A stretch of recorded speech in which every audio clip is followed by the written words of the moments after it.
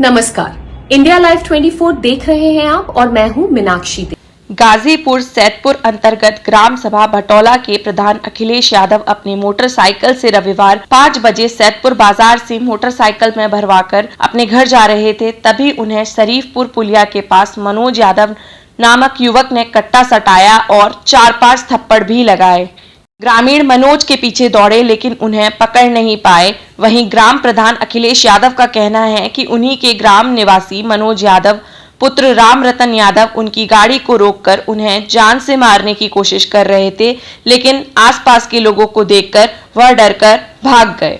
और मैं कल गया था जो है सैदपुर पेट्रोल टंकी पे मैं तेल भरा के आ रहा था, जिससे जो प्रत्याशी हारे हुए हैं पहले से मुखबिरी कर रखे थे, और जिसमें जो है कि मेरा गाड़ी रोक कर शरीफपुर त्रिमोहानी के पास 2 पड़ाका मारा, उसके बाद कट्टा सटा दिया और उसके बाद आदमी इकट्ठे हुए उसको पकड़ना चाहे तब तक वो भाग गया, जिसका नाम है मनोज यादव, बाप का नाम राम रतन यादव। तो इनसे मनोज से पहले से कोई रंजिश नहीं है। वो चुनाव लड़े थे? नहीं, तो हमको ये नहीं पता, हमको बस ये है पता कि नहीं एक दिन पहले सब मीटिंग किए थे आपको मारने के लिए। हाँ, और जो है कि बता रहे थे लोग कि नहीं भाई आपको मारने की धमकी मिल रही है। कल शाम को करीब 5 बजे आप थाने में दिए हैं, बोले चलिए आपके तरफ से जो है कार्रवाई होगी। पर्वतीय इलाकों में आज भी ग्रामीणों की कोरोना संक्रमण की जांच पूरी तरह से नहीं हो पाई है। ऐसा इसलिए हो रहा है कि बहुत सारे गांव के ग्रामीण अपनी जांच कराना नहीं चाहते, जबकि ज्यादातर गांव के लोगों और जनप्रतिनिधियों ने स्वतः मांग की है कि उनकी जांच की जाए, जिससे कोरोना वायरस से संक्रमित होने की दशा में समुचित उपचार मिल सके। इसी क्रम में जिला चामोली के ग्राम पंचायत भंगोटा के जागरूक ग्रामीणों और जनप्रतिनिधियों ने मांग की है कि उनकी जांच की जाए। इस बात को संज्ञान में लेते हुए पीएचएससी के प्रभारी डॉक्टर नवीन चंद्र डिमरी ने फार्मासिस्ट जगजीत सिंह नेगी के नेतृत्व में रैपिड टेस्ट की टीम भंगोटा गाँव में भेजकर लोगों की जाँच कराई। ग्राम प्रधान डॉक्टर भूपेंद्र सिंह मेहरा ने बताया कि हमारी मांग पर प्रशासन ने ग्रामीणों की जांच के लिए स्वास्थ्य विभाग की टीम गांव में भेजी और गांव में उपस्थित सभी लोगों की मौके पर जांच की गई। साथ ही बताया कि आयुष विभाग ने भी फार्मासिस्ट सुबोध उनियाल की देखरेख में गांव में आयुर्वेदिक आयुष रक्षा किट का वितरण भी किया। रैपिड टेस्ट का नेतृत्व कर रहे फार्मासिस्ट जगजीत सिंह नेगी ने बताया कि भंगोटा गांव में सभी ग्रामीणों की जांच नेगेटिव प्राप्त हुई है, जिससे ग्रामीणों में खुशी की लहर है। सैंपलिंग की गई जिसमें 50 सैंपल लिए गए, सभी के सब नेगेटिव निकले और सभी लोगों का सराहनीय सहयोग रहा। मैं इसके लिए धन्यवाद देता हूँ। एसडीएम सदर राजेश यादव को ग्रामीणों ने क्रय केंद्र के बाहर बंधक बनाया। क्रय केंद्र पर गेहूं खरीद में हो रही लेट लतीफी से नाराज ग्रामीणों ने 3 घंटे तक उन्हें बंधक बनाए रखा। गेहूं क्रय केंद्र से केंद्र प्रभारी फरार हुआ। किसान क्रय केंद्र के बाहर धरने पर बैठ गए। एसडीएम ने केंद्र प्रभारी को बुलाया और फटकार लगाई। किसानों का टोकन जारी हुआ है और जारी होने के पश्चात किसान अपना गेहूं लेकर आकर खड़े हैं, लेकिन यहाँ का क्रय केंद्र प्रभारी गेहूं खरीद न करके कहीं बाहर चले गए। मेरे द्वारा पूछने पर उनके द्वारा कहा गया कि कुछ बैकलॉग मेरे पास बचे हैं, लेकिन जब तक वो ऑथेंटिक रूप से ये बता नहीं देते हैं कि बैकलॉग किन परिस्थितियों में है, उनको खरीदना पड़ेगा। यहाँ किसानों की समस्या जायज है, उनकी खरीद होनी चाहिए और होगी भी। जैसे कि कल मेरे साथ आए हुए हैं, मैं इसीलिए बुला लिया हूँ कि अगर कोई तकनीकी समस्या है तो वो अपने विभाग से ऊपर स्तर पर वार्ता करेंगे, उनके द्वारा जो भी प्रयास किया जा सकता है करेंगे और किसानों को खरीद की जाएगी। क्योंकि अगर जिस दिन डेट थी उस डेट पे आना चाहिए था, अगर वो यहाँ नहीं आए हैं तो इनको बताना चाहिए था किस आधार पर हमें ये चीज़ हमारी टोकन के आधार पर खरीद नहीं की गई। क्योंकि अगर संज्ञान में नहीं रहेगा तो हम उसको इस तरीके से नहीं जस्टिफाई कर पाएंगे। अगर उनकी जेन्युइन है, उनका टोकन जायज़ है तो उनकी खरीद होगी। खबर यूपी के बलिया से है, जहां अल्पसंख्यक प्रदेश अध्यक्ष कांग्रेस कमेटी शहनवाज का कहना है कि अल्पसंख्यक समाज को जोड़ने की जिम्मेदारी मुझे दी गई है और हम लोगों ने मदरसों को चिन्हित किया है। वैसे मदरसे जहां 5-5, 10-10 परिवार के बच्चे पढ़ते हैं, छोटे स्तर पर उन लोगों को चिन्हित किया है और संपर्क कर रहे हैं। हमारी कोशिश है कि अगले विधानसभा चुनाव में कम से कम 20,000 उलेमाओं की टीम तैयार करें जो सपा से चले गए हैं। अल्पसंख्यकों की आबादी सरकारी आंकड़ों के हिसाब से 19.5% है। वहीं समाजवादी पार्टी का सजातीय वोट 5% है। उनमें से एक बहुत बड़ा हिस्सा भाजपा में चला गया है। पिछले विधानसभा चुनाव के आंकड़ों के हिसाब से यादव समाज का 40% वोट ही सपा सरकार को मिला था और लोकसभा में केवल 26% वोट मिला। यह आंकड़ा समझाने का मेरा मकसद यह है कि 28 से 30% पर सरकार बन जाती है। अगर अल्पसंख्यकों का 20% वोट मिल जाता है, जो सपा से नाराज हैं, जो भाजपा से नाराज हैं, तो आंकड़ों के आधार पर सरकार बन जाएगी। अखिलेश यादव के पिताजी मुलायम सिंह यादव जी ने संसद में कहा कि मोदी जी दूसरी बार प्रधानमंत्री बन जाएं तो यह आपके साथ धोखा है। जहां पर भी सजातीय प्रत्याशी मिल जाता है यादव समाज वहीं वोट देता है, लेकिन जहां मुस्लिम प्रत्याशी रहता है वहां वोट नहीं मिल पाता। हम उन लोगों को समझाना चाहते हैं कि उत्तर प्रदेश में प्रियंका गांधी के चेहरे पर पार्टी चुनाव लड़ेगी। देखिए, कांग्रेस पार्टी ने जो मैनिफेस्टो कमेटी अपनी बनाई है वो कोरोना से पहले ही 2 राउंड जमीन पे दौरा कर चुकी है, लोगों से मिल चुकी है। यानी कि चुनाव से करीब साल भर पहले से हम तैयारी में लगे हुए हैं। सारे फ्रंटल संगठनों को भी काम दे दिया गया है। अल्पसंख्यक समाज को जोड़ने की जिम्मेदारी मुझे दी गई है और हम लोगों ने मदरसों को चिन्हित किया है। वैसे मदरसे जहां 5-5, 10-10 परिवारों के भी बच्चे अगर पढ़ते हैं छोटे स्तर पर भी, तो उनको हम लोगों ने चिन्हित किया है और वहां लोगों से संपर्क कर रहे हैं। हमारी कोशिश है कि इस अगले विधानसभा चुनाव में कम से कम 20,000 हम उलेमाओं की एक टीम तैयार करें, जो समाजवादी पार्टी द्वारा छले गए जो मुसलमान हैं, पिछले 30 साल से छले जा रहे हैं सपा बसपा से, उसकी हकीकत वहां पे बताएं। दूसरी चीज हम जो समझाना चाह रहे हैं अल्पसंख्यकों को, ये कि आपकी आबादी सरकारी आंकड़े के हिसाब से उत्तर प्रदेश में 19.5% है। समाजवादी पार्टी का जो सजातीय वोट बैंक है उसकी आबादी 5% है। उसमें से भी एक बहुत बड़ा हिस्सा भाजपा में चला गया है। विधानसभा चुनाव का हम आंकड़ा लोगों के सामने रख रहे हैं कि जो पिछला विधानसभा चुनाव हुआ था उसमें यादव समाज का सिर्फ 40% वोट ही समाजवादी पार्टी को मिला था और लोकसभा चुनाव में सिर्फ 26% वोट मिला था। आपको हम ये भी बताना चाहेंगे कि ये जो आंकड़ा है, ये हमारा समझाने का उद्देश्य ये है कि सरकार जो है 28 से 30% पे पूरी तरह बन जाती है। अगर अल्पसंख्यकों का 20% हमको मिल जाता है तो बाकी वोट भी जो भाजपा से नाराज है, जो सपा से नाराज है, वो हमारे साथ आ जाएंगे। तो पहली बार आंकड़ों के आधार पे हम अपनी बात कन्विंस करने की कोशिश कर रहे हैं, समझाने की कोशिश कर रहे हैं। दूसरी चीज हम उनको ये समझाने की कोशिश कर रहे हैं कि पिछली बार आप सपा के साथ गए थे, लेकिन अखिलेश यादव के जो पिताजी हैं मुलायम सिंह यादव, उन्होंने खुद संसद में कहा था कि वो चाहते हैं कि मोदी जी दोबारा प्रधानमंत्री बने।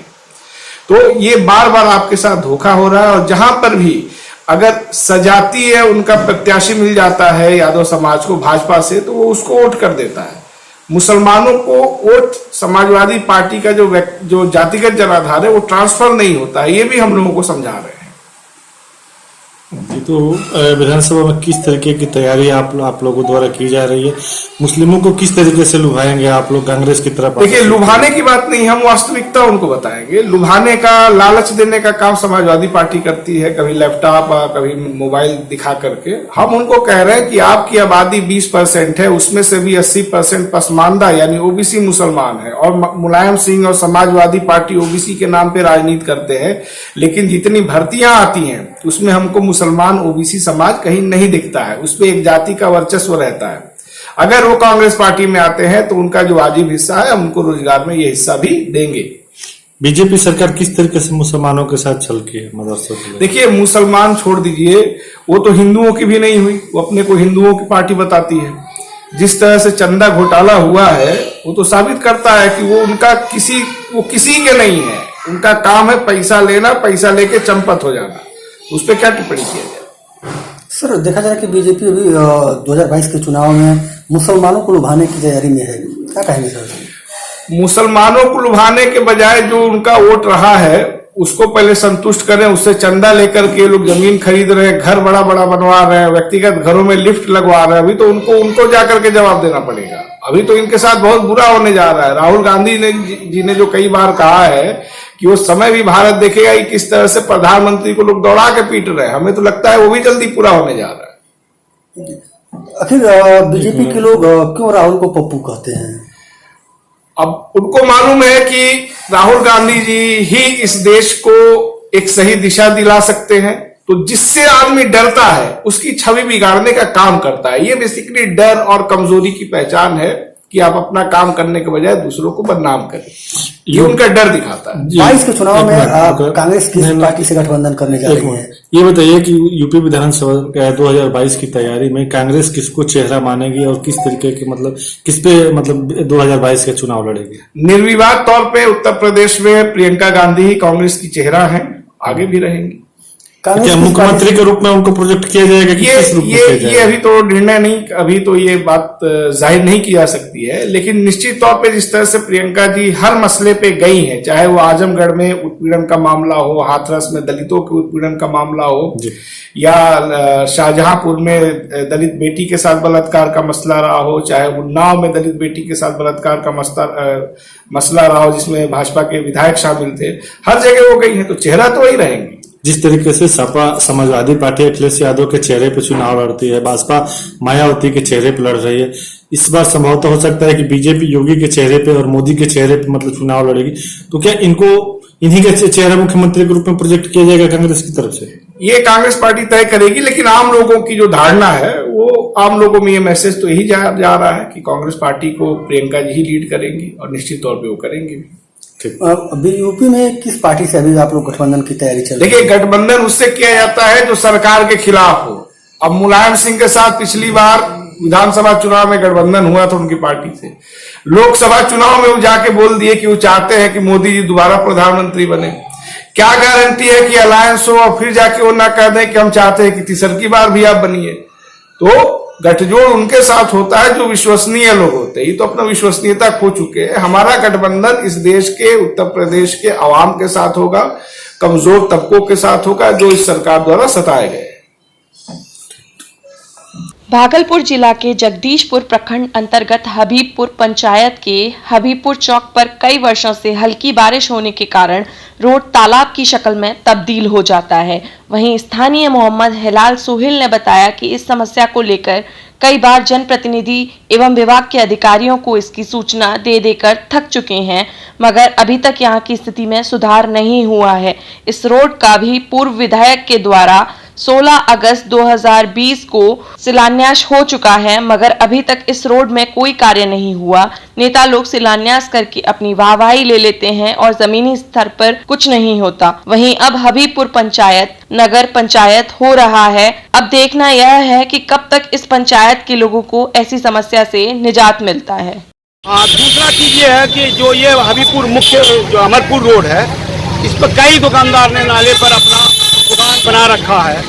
हाँ, चाहे वो तरीजोला वाला रोड हो या अमरपुर वाला रोड हो, जो मुख्य रोड है, सब लोग अपना अपना दुकान मकान बना के रखे हुए हैं, नाले को जाम किए हुए हैं। अगर कोई कर्मचारी आता भी है साफ करने के लिए, उसको बहुत दिक्कत होती है, सफाई ढंग से वो भी नहीं पाती है, उसी के वजह से भी जाम है, लापरवाही है। जबकि प्रशासन हबीबपुर थाना आगे में है, ये रोड पर सब लोग आगे बढ़ाया हुआ है, तो उनको कम से कम एक लफ्ज बोल दे तो सारा का सारा समस्या दूर हो जाए, लेकिन आज तक प्रशासन भी कुछ नहीं बोल। विकास का जो उम्मीद जो लोग लगाए बैठे हैं या हम लगाए बैठे हैं, वो तो नज़र आ रहा है। हमारे यहाँ के वो MP हो या विधायक हो या मुखिया दल हो, जबकि ये पंचायत समिति हो, जबकि ये रोड दो रोड को जोड़ती है, दो मुख्य रोड को जोड़ती है, और इस रोड में आज से नहीं कई सालों से ये रोड पानी से जाम रहता है। इतना लिखा पढ़ी होता है, इतना फोन होता है, इतना कुछ कहा जाता है, लेकिन आज तक इस पर कोई ध्यान नहीं। 2020 में 8वें महीने में ये शिलान्यास हुआ, लेकिन इस शिलान्यास के बाद भी एक करनी भी कोई सीमेंट न बालू कुछ नहीं लगा, जब नाला साफ हुआ। सरकार से अनुरोध है कम से कम नाला साफ करवा दे, ताकि ये पानी जाम होने का समस्या दूर हो जाए। ये हम लोग अभी सुल्तानगंज नगर परिषद को भी बोला था, चूँकि ये हबीबपुर सुनते हैं कि हबीबपुर पंचायत जो नगर पंचायत वो बन गए हैं, तो जो सुल्तानगंज के अधीन है, उनसे भी हमारी रिक्वेस्ट है, एक दो रोज वो भेजे लेबर को, पर ये समस्या अभी तक दूर नहीं कर पाए हैं। या विकास तो आप भी देख रहे हैं, हम भी देख रहे हैं, कुछ नहीं हो रहा। आशा क्या रखते हैं, सब जितना भी प्रतिनिधि है वो अपने खाने कमाने तक महदूद हैं।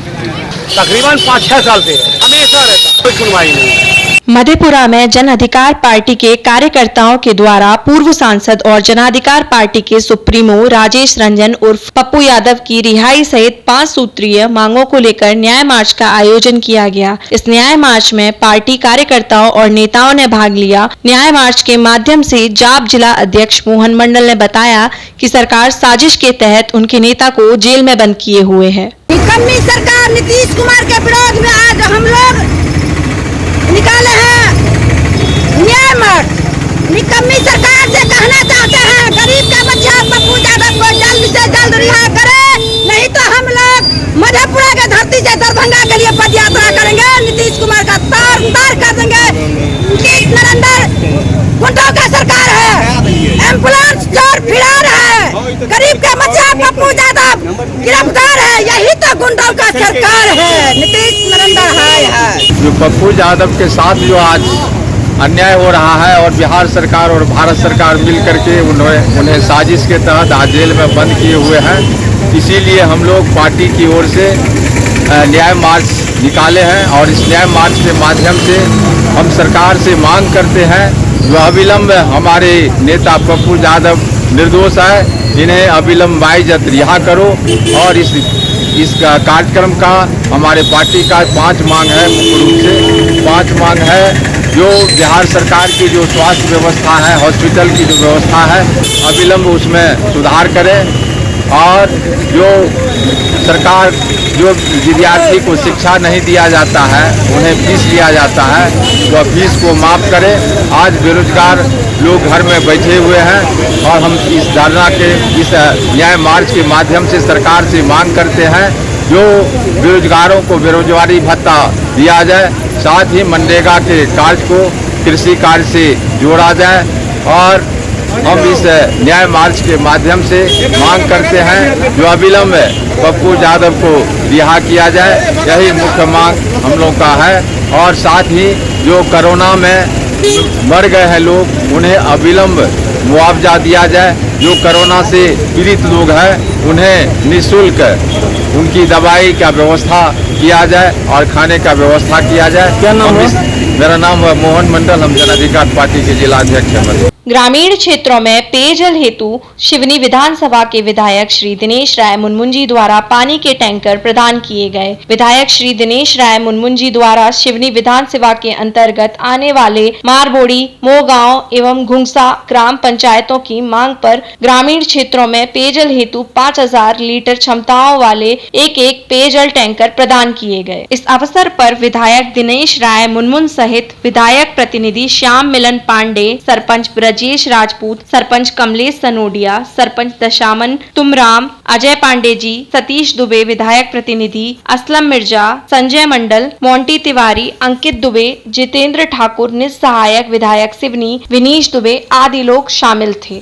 राम मंदिर ट्रस्ट पर लगे आरोप को लेकर गवाह के रूप में आ रहे अयोध्या नगर निगम महापौर ऋषिकेश उपाध्याय ने सफाई दी है कि यह मामला राजनीति से प्रेरित है। ये वही लोग हैं जो राम को नहीं मानते, जिस पर ट्रस्ट ने एक विज्ञप्ति जारी की है। राम जन्मभूमि परिसर के विस्तार में कई भवन उसकी हद में आ रहे हैं। आज पूरे देश से लोग अयोध्या में आकर बसना चाहते हैं, ऐसे में अयोध्या के लोग बाहर कैसे जाएंगे? इसी कारण रेलवे स्टेशन के पीछे सहमति के आधार पर ट्रस्ट ने जमीन खरीदी है। इसे अनावश्यक ही विवादित बनाया जा रहा है। जो भी पूरा मामला है ये राजनीति से प्रेरित है और ये वही लोग हैं जो राम को न मानने वाले लोग। ट्रस्ट ने अपनी प्रेस विज्ञप्ति जारी कर दी है। ट्रस्ट ने अपनी प्रेस विज्ञप्ति जारी कर दी है कि जो वहाँ मंदिर निर्माण हो रहा है, परकोटा का विस्तार होना है, कुछ मंदिर और मकान उसमें आ रहे हैं। तो आज की डेट में जब पूरा देश अयोध्या आना चाहता तो अयोध्या का लोग अयोध्या से बाहर कैसे जाएंगे? इस नाते से रेलवे स्टेशन के पास ट्रस्ट ने सहमति और संवाद के आधार पर वो जमीन ली है। उसमें अनावश्यक तिल का ताड़ बनाया जा रहा है। वो लोग राजनैतिक लोग हैं और जो भी उसमें अभी प्रेस विज्ञप्ति में आया है कि वर्षों पुरानी उनकी वो थी, वो ट्रस्ट क्लियर करेगा जिन लोगों ने दिया है। मैं तो मेयर के नाते लगभग जो भी मंदिर आए हैं उसमें मैं विटनेस करता हूं और सब ऑनलाइन ट्रांजैक्शन ट्रस्ट करता है, तो उसमें कोई हेरा फेरी इस प्रकार करना उनकी बौखलाहट है। सर ये एक सवाल ये है कि वो कौन सी परिस्थिति थी कि आपको खरीदने और बेचने दोनों में गवाह बनना पड़ा? बता दिया कि जब ट्रस्ट ने आपको प्रेस रिलीज किया, वर्षों पुरानी उसकी अनुबंध की जमीन थी। वो तो बताया जा रहा है ना कि वो किन कारणों से नहीं किए हैं, वो तो ट्रस्ट बताएगा, वो सब क्लियर होगा, ट्रस्ट प्रेस कर देगा या शाम तक या जो भी होगा वो पूरा दूध का दूध पानी का पानी हो जाएगा।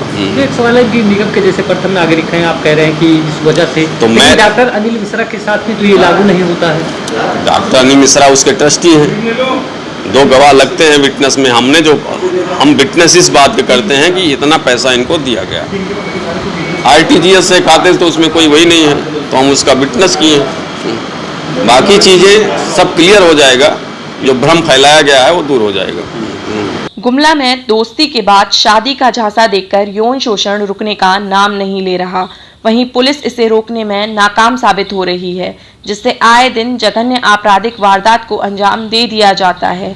देखा जाए तो दुष्कर्म की घटना कोई नई नहीं है। एक और ऐसा मामला सामने आया है जिसमें पहले युवक ने फेसबुक पर युवती से दोस्ती की और उसे बाद में अपने घर बुलाकर लगातार दुष्कर्म करता रहा। युवती द्वारा विरोध किए जाने पर युवक द्वारा शादी करने की बात कही गई और शादी का झांसा देकर लगातार युवती के साथ दुष्कर्म करता रहा। बसिया प्रखंड के सुकर्णा गांव में जहां पीड़िता न्याय पाने की ललक में दर-दर भटक रही है, पीड़िता ने एसपी से भी न्याय की गुहार लगाई, लेकिन कोई कार्रवाई नहीं हुई। ताजा मामला बसिया प्रखंड के सुकर्णा गांव का है। जितेंद्र बड़ाइक नामक युवक ने फेसबुक से दोस्ती करने के बाद युवती के साथ दुष्कर्म किया। इसी बीच युवती ने युवक से शादी करने की बात कही तो युवक ने शादी से साफ इनकार कर दिया। पीड़ित युवती ने बसिया थाना में लिखित आवेदन देकर न्याय की मांग की है, लेकिन बसिया थाना की पुलिस द्वारा कोई कार्यवाही नहीं की जा रही। पुलिस भी अब युवती को केस वापस लेने की बात कह रही है, जिसके बाद युवती ने जिले के एसपी हरदीप पी जनार्दन को लिखित आवेदन दिया है। युवती ने एसपी से गुहार लगाई है, लेकिन कोई सुनवाई नहीं हो रही। अब पीड़िता को भी युवक के द्वारा जान से मारने की लगातार धमकी दी जा रही है, जिसके चलते पूरा परिवार डर के साए में जीने को मजबूर है। वहीं अज्ञात लोगों के द्वारा रात में युवती के घर के छप्पर पर पत्थर भी फेंके गए, लेकिन पीड़िता के द्वारा न्याय की गुहार लगाने के बाद भी मदद नहीं मिली। वहीं पीड़िता की बात किसी ने नहीं सुनी, जिसके बाद अब वह कोर्ट का दरवाजा खटकाने लगी है। अब उसका पुलिस पर से भरोसा उठने लगा है। युवती ने कोर्ट से न्याय की गुहार लगाई है। वहीं अधिवक्ता जितेंद्र शर्मा की माने तो युवती के साथ गलत हुआ है, जिसका उसे न्याय मिलना चाहिए। पुलिस अगर केस वापस लेने का दबाव डाल रही है तो यह पुलिस पर कहीं न कहीं सवाल खड़ा करता है। बसिया थाना से रिलेटेड है, जिसका थाना कांड संख्या 9/2021 है। ये पीड़िता का कहना है कि आरोपी पहले फेसबुक के माध्यम से दोस्ती किया, फिर किसी तरह से ठग फुसला के अपने कमरा में बुलाया और फिर कमरा बंद करके इसके साथ जोर जबरदस्ती का संबंध बनाया है। बाद में शादी का झांसा दे करके और भी लंबे समय तक शारीरिक संबंध बनाता रहा और आखिरकार जब शादी के लिए जब पीड़िता जोर जवाब देने लगी, शादी से इनकार कर दिया, तब ये मामला दर्ज कराया गया। लेकिन जो इनका पीड़िता का शिकायत है कि स्थानीय पुलिस जो है आरोपी को मदद कर रहे हैं, आज तक कोई कार्रवाई नहीं हुआ। और जब ये प्रयास कर रही है, दौड़ धूप कर रही है न्याय पाने के लिए, तो अभी घर तक आरोपी आदमी भेज करके डरा धमका रहा है। महिला है, घर में सिर्फ अकेली माँ है, इसको डर बना हुआ है, कोई भी गंभीर खतरा हो सकता है। आरोपी अभी भी स्वतंत्र है। आज के बुलेटिन में इतना ही। आप ख्याल रखिए और देखते रहिए इंडिया लाइव 24।